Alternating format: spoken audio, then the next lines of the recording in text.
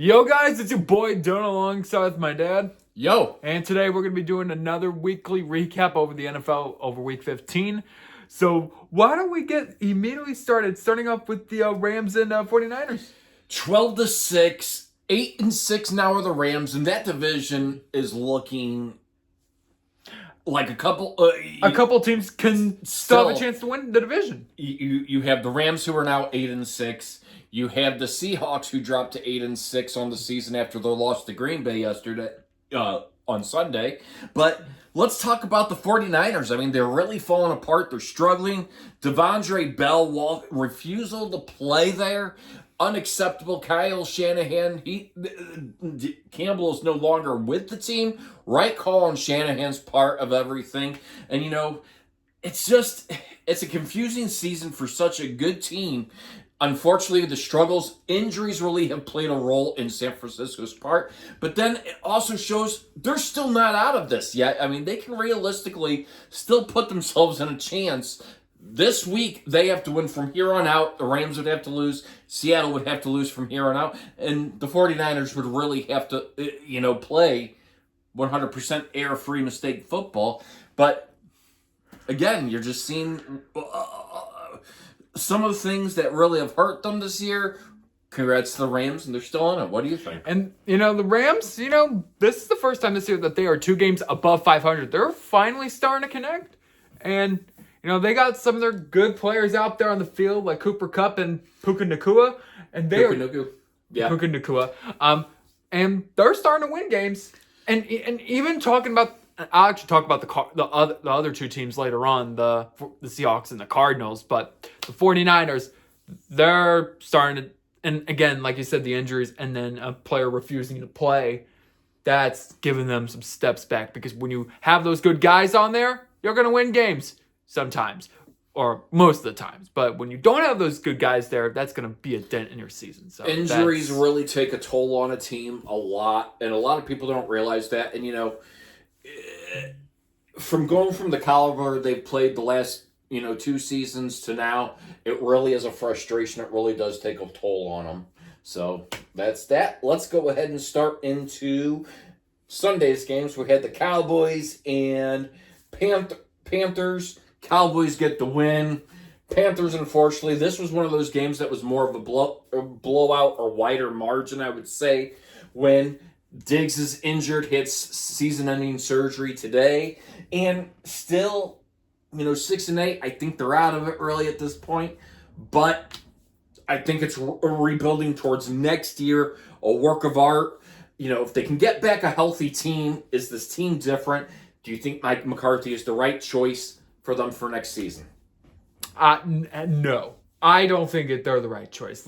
Sorry if I'm being too harsh after they got a win, but no, he is not the guy. In fact, they should just get rid of Jerry while they're at it too. Well, he's the owner, but they can. But for the most part, he is not the guy. Mike McCarthy, if you keep him, which I think they are, that is probably going to be a dumb decision, in my opinion. Could be. And, I don't like the progress where they've made it, and I agree with, your stance on that as well, too. Time will tell. I think the scapegoat is Dak Prescott being injured and not healthy playing a year. That gives him another chance to stay around maybe a little longer in Dallas. And then maybe see if maybe he can make Dak have a comeback year. Maybe. Right. Who knows? We'll see what happens. To be fair, we'll see what happens next year. Kansas City Chiefs move on to the best record in the NFL right now, 13-1. They beat the Browns 21-7, a bigger win. However, what do you have to look at, for the Chiefs offense right now? What does it look like? I mean, the good news is, they didn't win by like a 1-score game. It was like a 2-score game. So, hey, wider margin for that one. The bad news is they're going to be without Mahomes possibly. Nah, they're not going to. I think they let him sit. I don't think they're. I don't think. You got to remember, he won a Super Bowl with a mild ankle sprain. So that's something you got to look at. So he's been through it before. He's fought through it. My concern is the O-line holding up. That is my true legitimate concern. This was a Cleveland Browns team. Remember, when you go to the playoffs, your record goes back to 0-0. So it's anybody's game there. It's anybody's choice to be able to get one of those better teams. If they don't strengthen up that O-line and they get it cleaned up, Mahomes could get injured, and that ankle injury could become more serious down the line. However, I think the biggest thing now that you've won, you want to seal up the top spot in the, making sure you seal that, and you got to pull away from Buffalo. So you have to kind of play him because it's crucial to get that first round bye at any point at this time, because Josh Allen showed last night he wants that, and they're playing like that, and we'll speak about that later. But still, I mean, it's one of those things of, despite everything on the turnovers, 6 takeaways, and only 21 points. That doesn't really reflect that. They need some offensive production to get there, and they need to start breaking that out sometime soon, or that could implode come playoff time. That, and and like I said, you're correct. Mahomes did play through the playoffs like 2 years ago with that injury, and he ultimately won that Super Bowl somehow. So, we'll see. We'll just see what happens. In the final 3 weeks of the season. I would assume this is probably Stefanski's last season in Cleveland as a coach. I don't foresee them keeping him. I think the Deshaun Watson experiment is a failure, ultimate failure, and that reflects on the ownership of the group, unfortunately. I think it's time to move on. Dolphins, Texans win again, 20-12. Keeping up. Odell Beckham Jr. is now, he cleared waivers today, so he has gone from the Dolphins. What do you think? Honestly, the Dolphins season is just like I'm with a couple other teams in the NFL overall. The Dolphins season is basically coming to a close. And to be fair, one thing I do want to note is the Texans did clinch the division. They did. Which is good. So So for the second straight year, the Texans are division champions, and they will be in the higher 4 of the seeding. So congratulations to Houston. Houston, they're still playing like last year. They are a really solid of a team. They're really good. So that's one thing I do want to mention for the Houston Texans. But losing Odell Beckham Jr., something ain't right down there in Miami. He wants to go to a contender, and this will give him a chance to be able to go on one of those contenders. The Dolphins have to pay a bulk of that salary that he makes, and there's a lot of teams that could really use him right now. The Lions could use him. The Ravens could use him. Any team that is fighting for playoffs, even the Chiefs could really use him right now at this point. They need to get a better performance of production, and you do. You have Hollywood Brown who's coming back, but you want to make sure you're reserving, when Hollywood Brown does come back, give him a fresh set of legs offensively, but they need to really tighten up that gap O-line wise. That being said, let's move on to the Jaguars versus the Jets. They made that an interesting game. Unfortunately, Jacksonville falls to 3-11, and Rodgers finally gets a win. Another win, 4-10. Yay, the Jets are 4-10. They still suck, and they're not going to the playoffs. While Jacksonville, they somehow, I would say they've fallen down all the way back down to the bottom of the NFL. They really in have. Terms of overall, but they're really down there again. And Jacksonville is a team that things are really not going well. Again. 2 years ago, they were literally a playoff contender. They were kind of a playoff contender last year until things started to fall apart. I think late 2023 was their fall apart segment right there. It is. And, they really just never got into that groove this year of becoming a stronger team or fixing that. And unfortunately, that will probably reflect on Doug Peterson. He will probably be gone at the end of the year. And, hey, the Jets, they've pretty much gotten rid of everybody. They've already cleaned house. They'll have a new head coach come, 2025 season as well, too, thanks to the Aaron Rodgers Revolution era, which has done horribly. Let's see. We brought in the whole Green Bay Packers lineup that got traded off, so we can call them until they fix that up. They're called the New York Jets Packers, in my opinion. The old Packers, and the new Packers are, with Jordan Love. But that being said, Bro needs to retire. Right. Aaron Rodgers. I as much as he's liked about something, he needs to retire. That being said, let's go to the Commanders and Saints. The Saints just didn't have enough to pull it off. The Commanders almost choked it. They almost choked a big lead. I wouldn't say big lead, but like a lead. They almost choked their lead, but in the end, they were able to keep keep the composure keep of that everything, win, keep that game, and get that win. And for the first time since God knows when, the Commanders will have a winning season. They will. So, congratulations to the Commanders, and maybe even a step closer to the playoffs. And maybe in another win or two, they'll probably be a playoff team. So, gotta give it to them. You got to give it to them. And the Saints, again, fired head coach. They fired Dennis Allen earlier in the season. They've had the injuries at QB as well, too. So Derek Carr's been injured a lot. Unfortunately, we've seen a lot of injuries in the NFL this year. It almost seems like every team we're seeing out there, we're seeing the injuries. So that's really what's affecting the Saints a lot. A new head coach, again, will be there next year. Exciting to see. There's going to be a lot of new head coaches in the NFL next season, guys. And hopefully some can make the right choices and everything when they're moving on to it. Commanders, they found a way to keep that win and preserve it, so congratulations on that. And the reason why the Saints are still in the playoff race is because they Division. with division wise, they actually still have a chance where they can actually clinch the division. Exactly. They have a very weak division. But I highly think that after this next week or two, they're going to be eliminated from contention. So you might as well just pack the bags and go home to New Orleans or back to your homes for the winter and summer.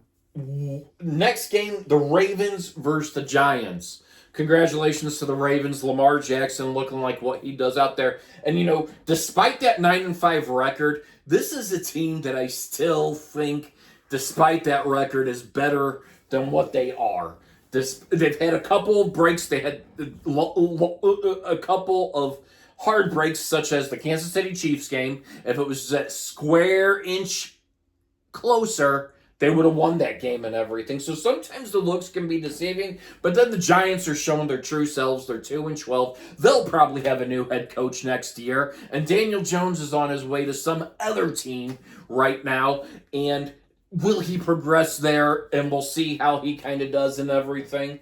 But unfortunately, the Giants, again, they deserve better for their team as well, and they need the help.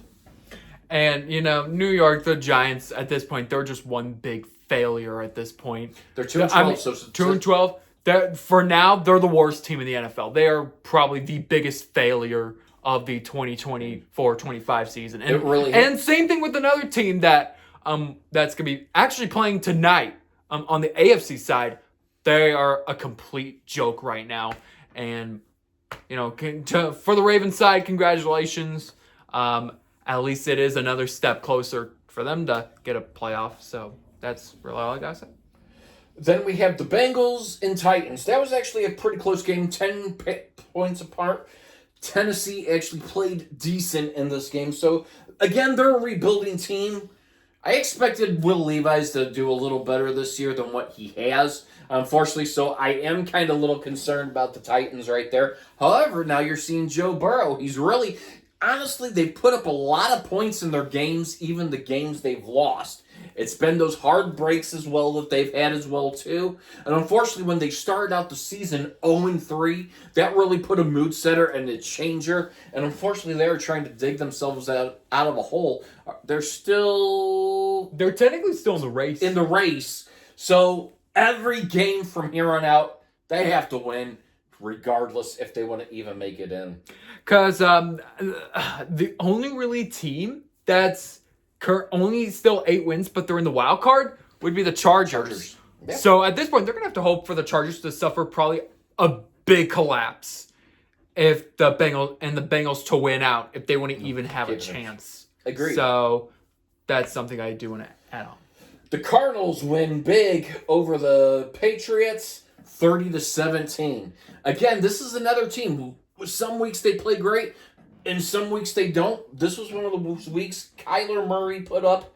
Let's see what the numbers were right here against Drake Maye.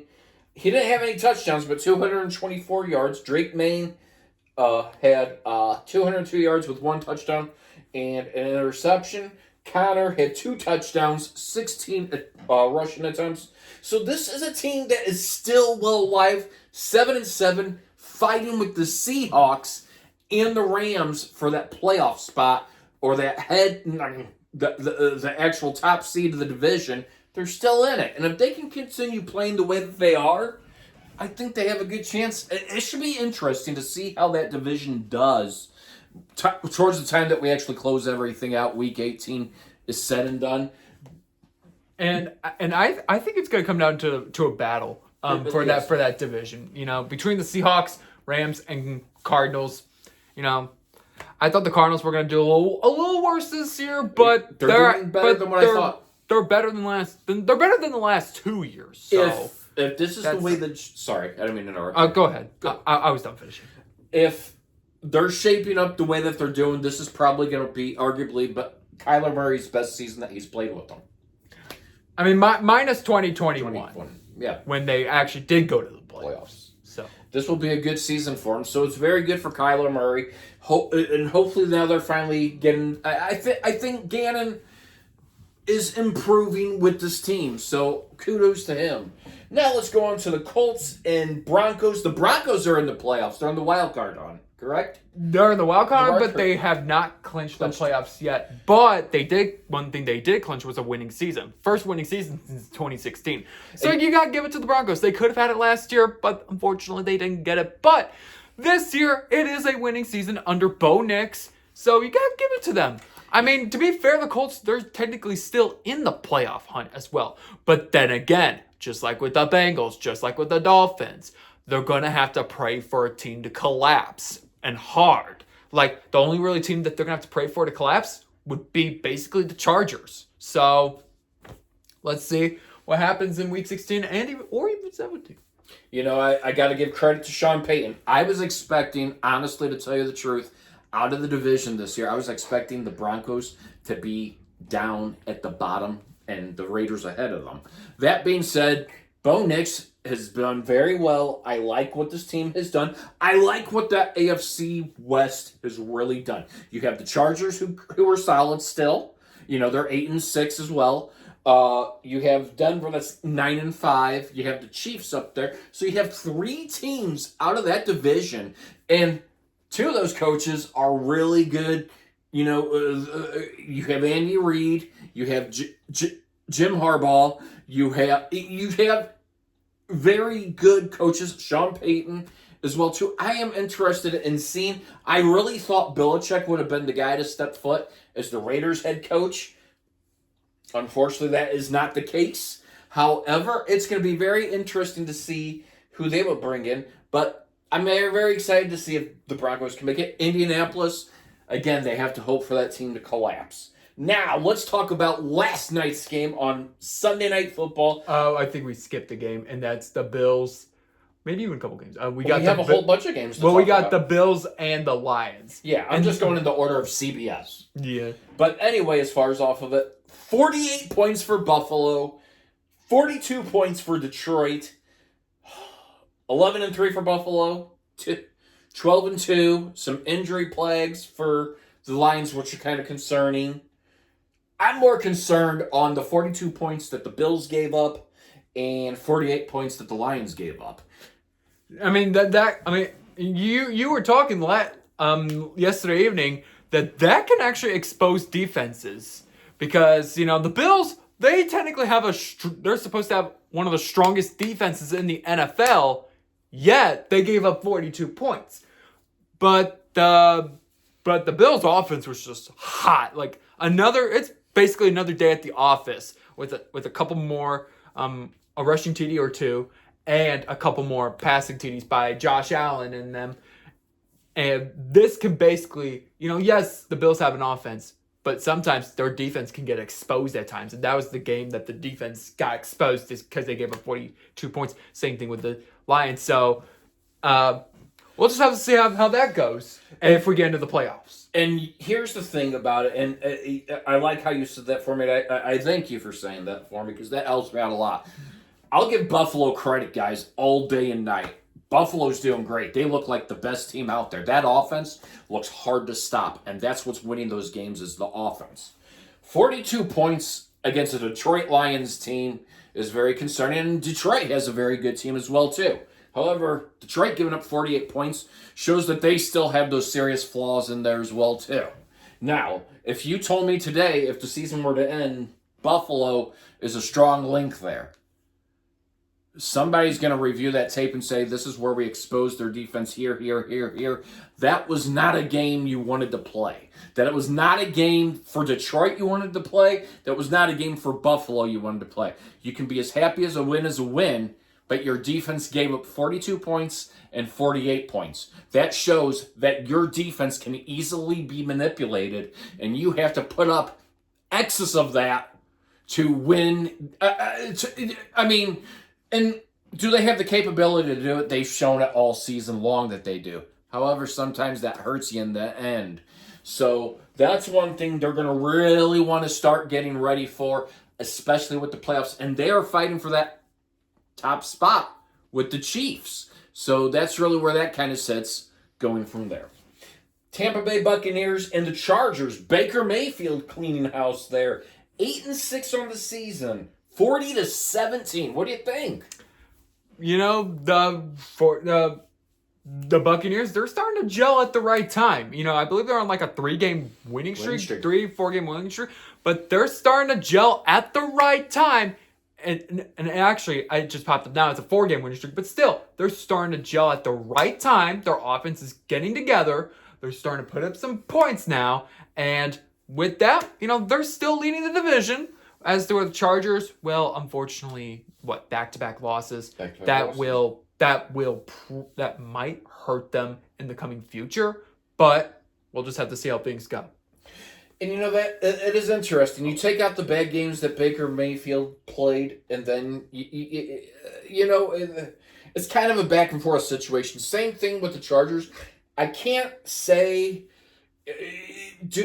I expected the Chargers to lose 5 maybe. So this might be a little bit over, but this is also Harbaugh's first season there. So give him that. He has to work through it. He has to work out and I think they're going to get better. The Buccaneers have done great. I think Baker Mayfield has been a great QB leader. I think they found their QB. Now, if they can just get the consistency going on a more often basis, this shows as a team that can be really dangerous. That the Buccaneers could actually be a dangerous team, and if Baker Mayfield can actually be good for his contract, maybe this could keep the Buccaneers going for a couple more years. It could, and and you said it very well last night. You know, everybody thought Tom Brady, after he was gone, the Buccaneers were going to fall apart, but no, Baker Mayfield has done a 360 and reshaped everything. This team is still primed for playoffs. So that's a positive for it. Congratulations to the Buccaneers. And again, earlier I was concerned about them because they were like 4-6, but hey, what do you know? They're now 8-6. 8-6. And the Chargers are 8-6. So a lot of 8-6 teams this season so far. Let's go on to the Steelers, Philadelphia. Unfortunately, Russell Wilson loses. Jalen Hurts, 12-2 now. Concerned about him on the NFC side. They just look unstoppable at this point. 10 in a row. They look unbeatable right now. They are just gelling on all 4 cylinders. Like, oh my goodness. As to the Steelers, they might have lost, but they did clinch a playoff spot. They did. So congratulations for Pittsburgh for clinching a playoff spot. Let's see if maybe in a week or 2 they can wrap up the division. Yeah, and you know, the Eagles sent a franchise record on 10 straight wins. So that's a franchise best for them. 10 straight wins. You know, could there be that other team? You know, could it be, the Eagles in the NFC Championship game against the Lions?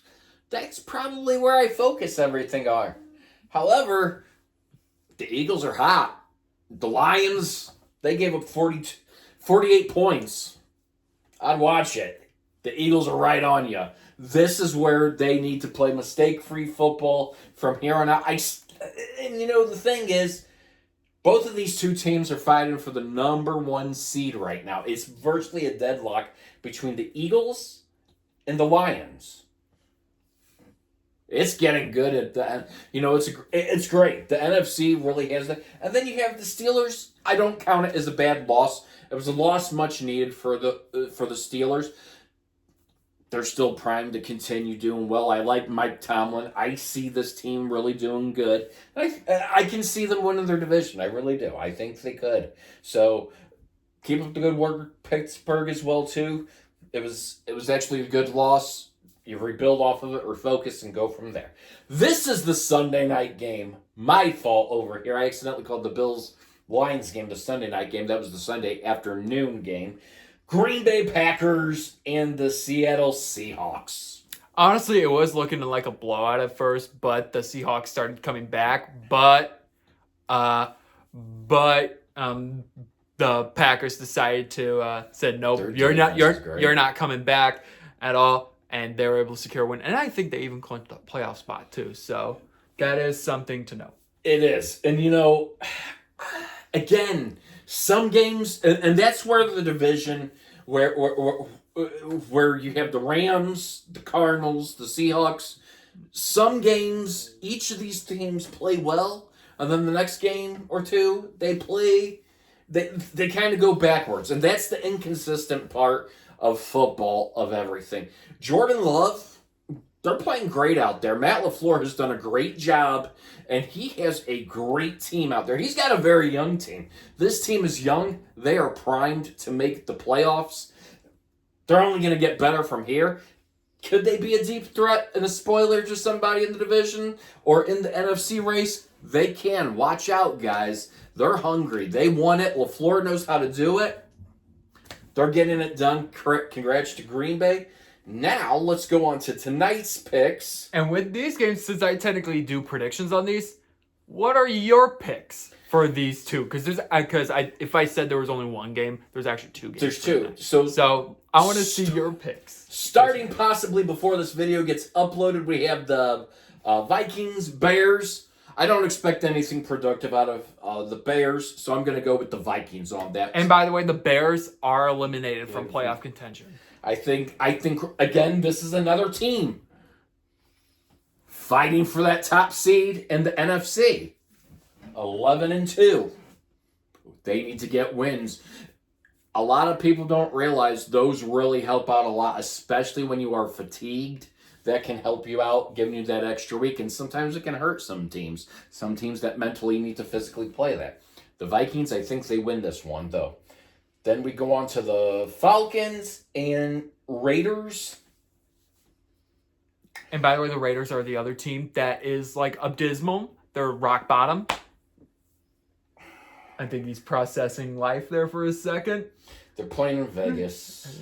But you know what? I'm going to go with Kirk Cousins, even though I don't have any. If they lose, they lose. I'm going to say the Falcons win that game just because of how I've seen with the Raiders over this year. And again, the Falcons are still in playoff contention with Kirk Cousins. Who would have ever thought that?